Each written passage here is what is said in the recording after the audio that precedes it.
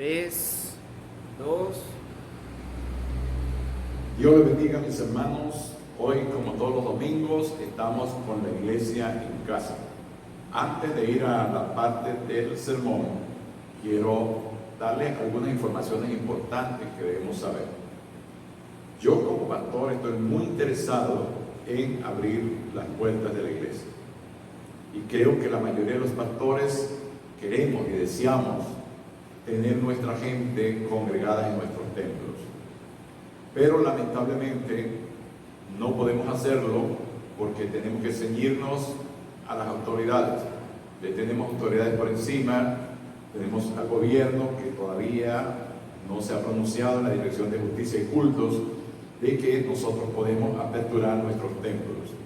También las directrices del Consejo Evangélico es que nos mantengamos así hasta que se dé la orden.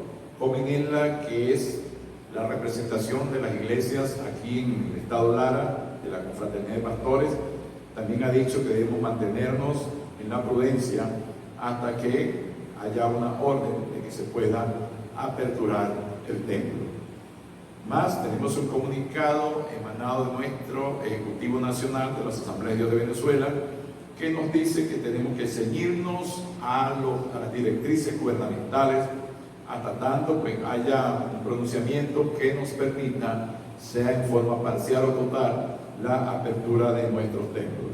Nosotros, como hijos de Dios, obedientes a las leyes y a la palabra del Señor, pues nos sometemos a esto y nos cuidamos.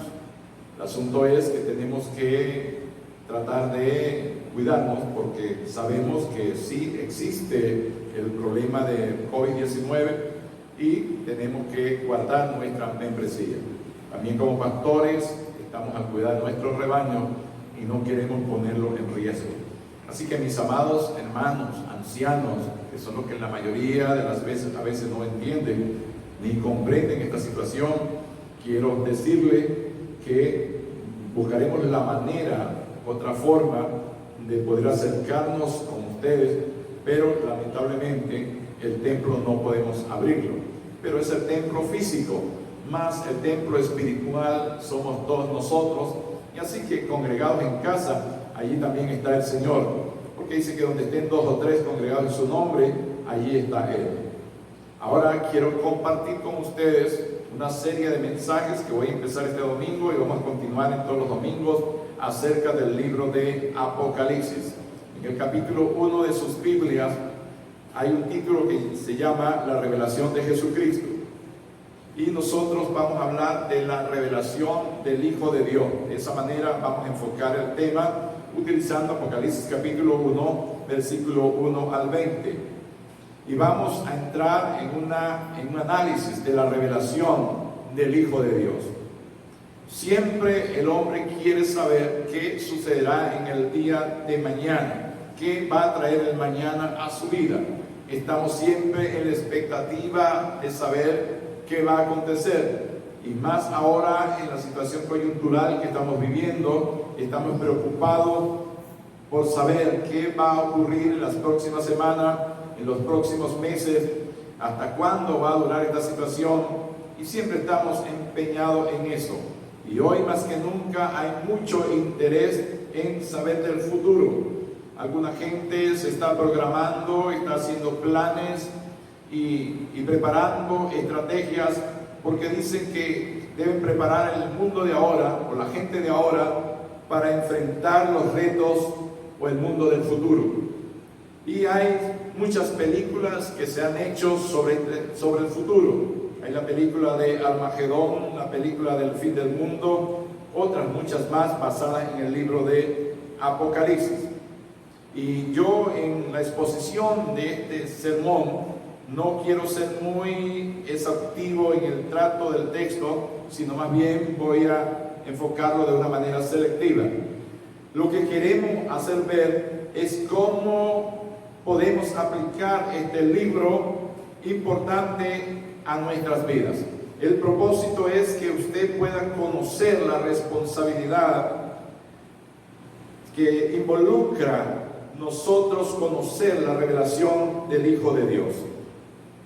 Hablemos primero del propósito de la revelación. Lo primero primeros versículos del capítulo 1, y hablándole que Apocalipsis viene del griego Apocalipsis y significa revelación de Jesucristo. El mismo Apocalipsis es el misterio dado a conocer, secreto revelado o velado, o sea, lo que estaba escondido ha sido manifestado. Ese es el libro de Apocalipsis. Lo que sucederá, el contenido del libro viene de su autor, que es Jesucristo. Hay una cadena como de mando o transmisión que encontramos en el versículo 1. Dice: la revelación de Jesucristo que Dios le dio para manifestar a su siervo las cosas que deben suceder pronto. Es decir, que el Padre le envió al Hijo la revelación, y el Hijo Jesucristo la envió a través de un ángel a su siervo Juan, y Juan la escribió para darla a conocer a toda la grey del Señor. Y la declaró, dice, por medio de señales, símbolos o palabras. No sabemos realmente qué ángel fue, posiblemente haya sido el ángel Gabriel. Ahora, lo que vio la palabra de Dios es el testimonio de Jesucristo. Dice el versículo 2 que ha dado testimonio de la palabra de Dios y del testimonio de Jesucristo, de todas las cosas que ha visto. O sea, hay elementos muy importantes. Primero es, aquí está plasmado el testimonio de la palabra de Dios y el respaldo del testimonio de Jesucristo y de todas las cosas que has visto, porque Juan era testigo ocular de los milagros y de la vida del Señor Jesús. Él estuvo con él en su ministerio, así que fue testigo presencial de todo lo que allí aconteció. Hay algo importante que quiero resaltar en el versículo 3, porque hay una bendición del que lee el libro, pero no solamente del que lo lee, porque alguien podría decir, no sé leer, por lo tanto estaría exento de la bendición que ahí está. Pero ahí dice bienaventurado, aclarándole que la palabra bienaventurado se traduce como plenamente feliz. Así que aquí está diciendo plenamente feliz el que lee y los que oyen. O sea, no solamente van a ser acreedores de esta bendición los que leen, sino también los que oyen las palabras de esta profecía. Pero no solamente los que leen, sino dice los que guardan las cosas en ellas escritas, porque el tiempo está cerca. A veces leemos, pero somos oidores, lectores que solamente leemos, pero no entendemos lo que estamos leyendo. Y somos a veces, y oímos, pero somos oidores olvidadizos. O sea, leemos, oímos y se nos olvida lo que leímos. Pero debemos pedirle al Señor que nos ayude para que estos valores y principios de la palabra del Señor sean internalizados en nuestras vidas y podamos almacenarlos allí en el disco duro de nuestra mente para que ellos permanezcan para siempre. Entonces se está diciendo aquí que en el preámbulo de la revelación, que fue dirigido a 7 iglesias que estaban en Asia Menor, porque estas iglesias están representando la iglesia en todos los tiempos y en toda la época.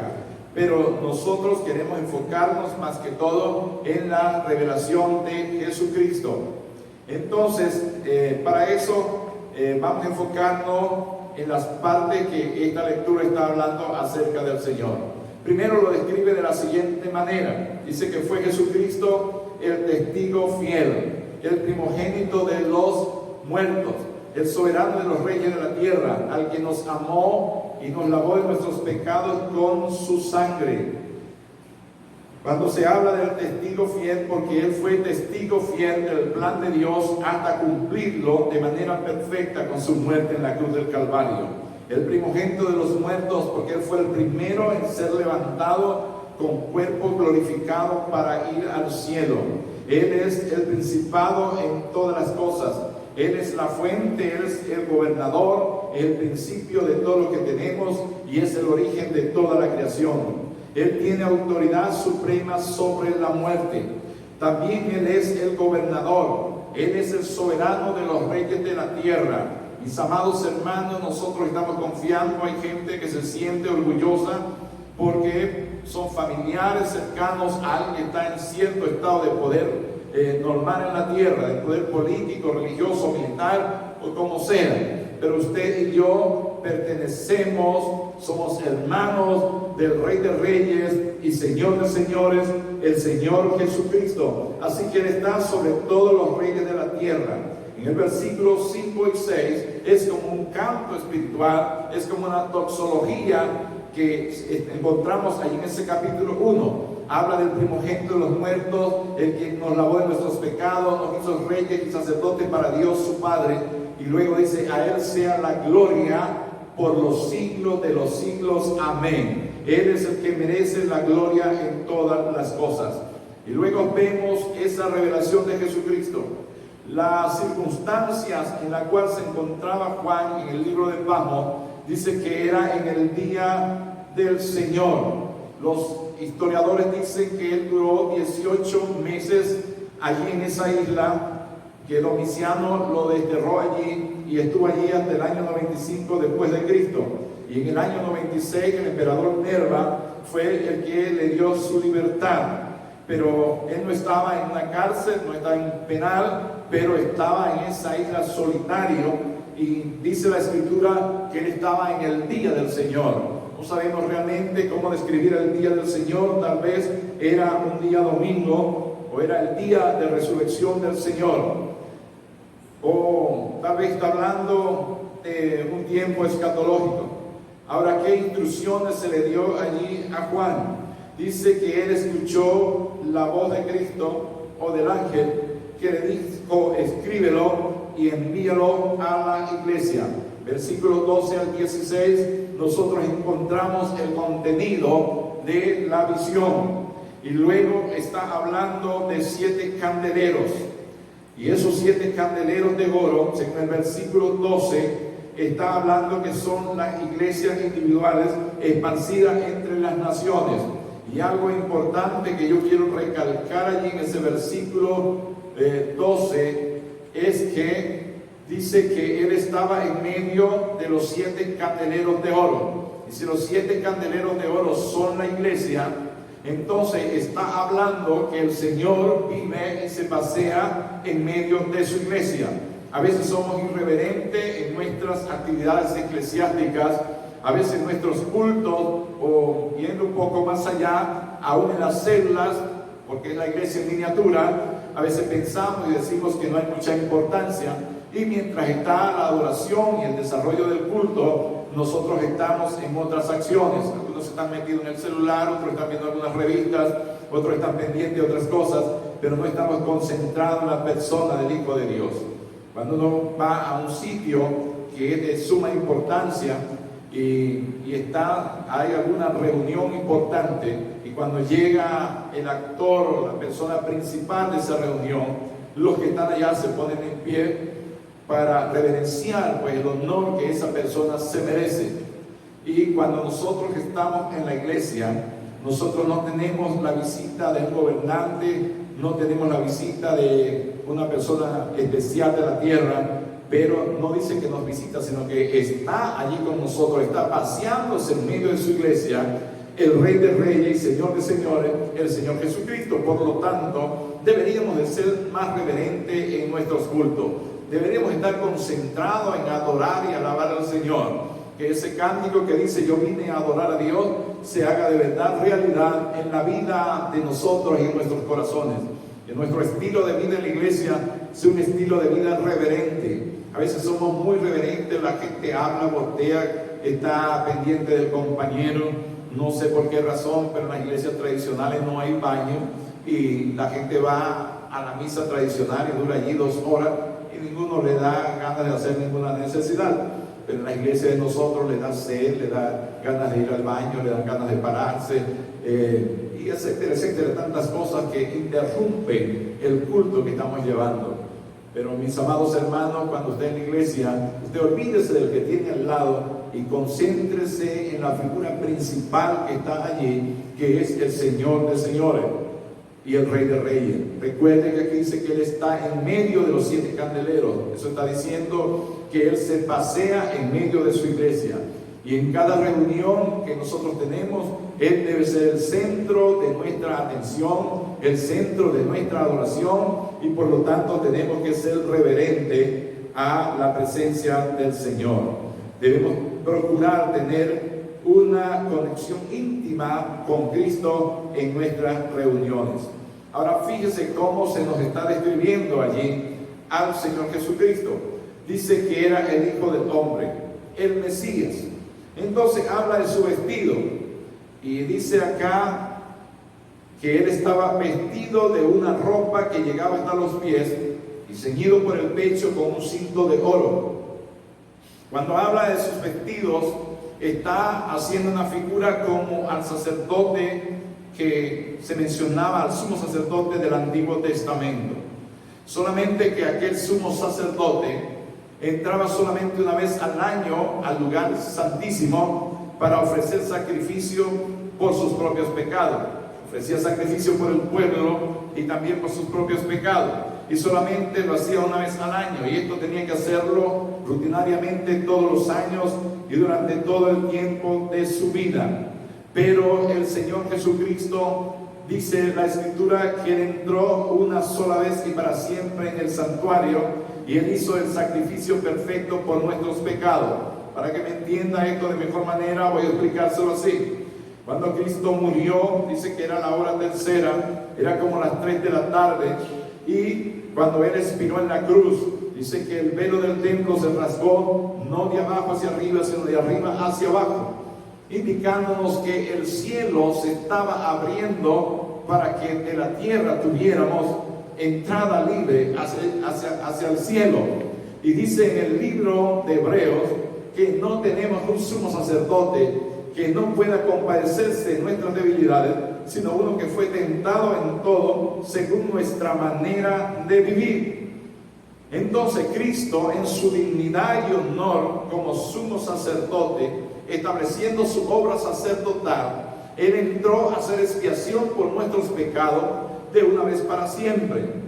La estrategia de Satanás es apartarnos a veces de la comunión con Jesucristo. Y entonces Satanás mete un sentido de culpabilidad en nuestras vidas, porque como somos humanos y cometemos errores y fallas, y a veces hacemos cosas que no queremos hacer, pero que de pronto caemos en ella inconscientemente y nos sentimos indignos.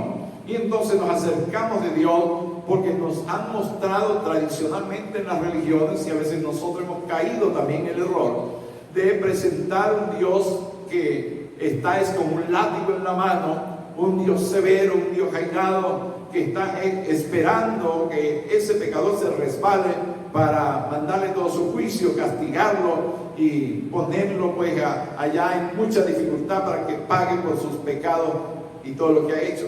En otras palabras, nos ha presentado un Dios que parece que es un Dios cruel, un Dios terrible, un Dios que no perdona, un Dios que está esperando como para vengarse de lo que nosotros hemos cometido cuando nos hemos apartado de Él.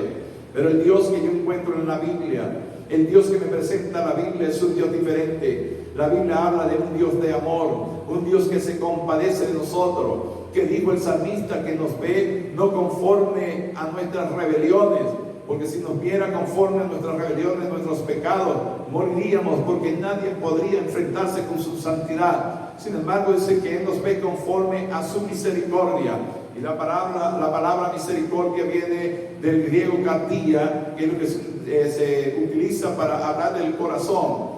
Pero es una palabra compuesta, dice mi y katía, o sea, misericordia y corazón. Es decir, que cuando Dios nos ve a nosotros, nos ve conforme a la miseria que hay en nuestros corazones, y por lo tanto Él tiene piedad y misericordia de nosotros. Dice el libro de Hebreos que Él fue tentado en todo, vivió según nuestra manera de vivir, y como Él nos comprende, porque Él vino para identificarse con el ser humano, entonces Él sabe cuando hemos cometido algunas debilidades, y Él abre sus brazos y está dispuesto a socorrernos cuando nosotros nos acercamos a Él. Así que podemos acercarnos a nuestro sumo sacerdote con plena confianza de fe, sabiendo que Él nos perdona. Satanás quiere meternos complejo de culpa, y cuando cometemos algún pecado pensamos que ya no hay perdón. Pero dice la Biblia que el que confiesa sus pecados y se aparta alcanzará misericordia. Y dijo allá el apóstol Juan, inspirado por el Espíritu Santo, que cuando confesamos nuestros pecados, la sangre de Jesucristo su Hijo nos limpia de todo pecado. Así que somos justificados por la fe, y cuando confesamos debemos aceptar el perdón de Dios, y limpio podemos entrar otra vez en comunión con nuestro gran sumo sacerdote Jesucristo. Dice también allí que su cabeza y sus cabellos eran blancos. Daniel lo presenta como el anciano de días. Y esto está hablando de que Él es nuestro Dios, merecedor de respeto. Dice la Biblia que el principio de la sabiduría es el temor a Dios. Y ese temor no se traduce como miedo, sino se traduce como respeto. Es respeto a nuestro Dios, a lo que Él nos indica, las directrices que Él nos da, a cómo Él dice que tenemos que conducirnos. Pero también hay algo importante en su descripción. Dice que sus ojos eran como llamas de fuego. Mi estimado amigo y hermanos, la mirada del Señor es penetrante y nada se escapa de su mirada. A veces pensamos que podemos ocultarnos y hacer acciones pecaminosas, ocultado ante los ojos de los hombres. Y pensamos que nadie nos ve. Hay los que dicen: no me están viendo el pastor, no me están viendo los líderes de la iglesia, no me está viendo ningún hermano. Pero los ojos del Señor están ahí atentos, y donde quiera que vayas, donde quiera que te metas, Él te estará mirando. Dice que sus ojos son como llamas de fuego, porque la mirada penetrante del Señor va a redarguir nuestras vidas, y cuando no estamos en santidad o en limpieza, vamos a sentir esa mirada, no como una mirada de amor, sino como una mirada acusadora que viene sobre nosotros. Recuerdo acá al salmista David, que cuando él cometió aquel error con Betsabé y estuvo en pecado, uno lee el Salmo 51 y encuentra un hombre agobiado, un hombre que hasta casi estaba apelando a suicidarse porque no tenía paz, no tenía tranquilidad. Pero cuando leemos el Salmo 32, que es la contraparte del Salmo 51, entonces él dice: bienaventurado el varón a quien Jehová no inculpa de pecado. Entonces él está diciendo, y dice: mientras cayese envejecían mis huesos en mi gemir todo el día. Él está diciendo que la mano de Dios estaba sobre él. Él no podía soportar la mirada de Dios por el pecado oculto que había en su vida. Pero una vez perdonado, él dice que es plenamente feliz el que no tiene cuentas que arreglar con el Señor, sino que puede levantar su mirada al cielo y decirle al sumo sacerdote: aquí estoy para compartir y disfrutar de tus bendiciones. También dice acá que sus pies eran semejantes al bronce bruñido. En el templo de Jerusalén había un altar de bronce. Era el lugar de sacrificio por los pecados y juicio sobre los pecados. Los pies hablan de los enemigos aplastados y juzgados. Mis queridos hermanos, tal vez en este tiempo sufrimos, y la iglesia ha sufrido algunos aspectos tremendos de momentos de tribulación y angustia, donde hemos sido perseguidos, hemos sido maltratados, subestimados, menospreciados a veces por los gobiernos y por la gente en general. Pero no debemos de tener miedo, debemos esperar en el Señor, porque dice que sus pies eran como de bronce bruñido, y tarde o temprano esos enemigos del Señor serán aplastados y juzgados bajo sus pies. Y dice, el bronce bruñido es porque sus pies, para derretir ese bronce, tenían que estar sumamente calientes.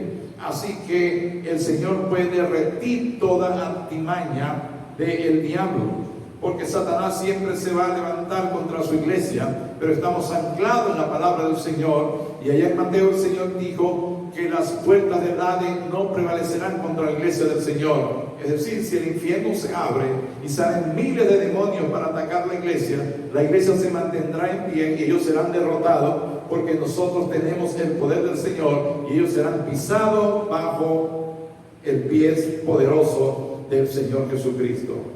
Dice el Hijo de Dios, y dice que su voz era como estruendo de muchas aguas. Y esto habla del poder y soberanía de Dios. La palabra de Dios, que es una espada de dos filos que corta hacia allá y hacia acá. Y todo el remedio y solución para los males de la humanidad están en la palabra de Dios. Lo que tenemos que hacer nosotros para cambiar esta sociedad en la cual vivimos es seguir predicando el mensaje de la palabra de Dios. Es la palabra de Dios la que va a cambiar y producir esos cambios contundentes en la conducta de la gente que nos escucha. Porque la palabra es como una espada que traspasa los tuétanos y los huesos. Pero también esa palabra puede romper la piedra, puede ablandar los corazones duros, se pueden ablandar ante el mensaje de la palabra de Dios. Y miren las consecuencias de la visión. Dice que Juan, cuando vio al Señor, cayó como muerto a sus pies. Y es interesante esto, porque Juan cae como muerto a los pies del Señor. Porque Juan había conocido solamente al Jesús histórico, el Jesús que había caminado con él en forma humana, mas no lo había visto de forma resucitada. Ahora está viendo a un Jesús en el mismo esplendor de su gloria, a un Jesús transformado, a un Jesús glorificado, que está mostrando la gloria de su Padre.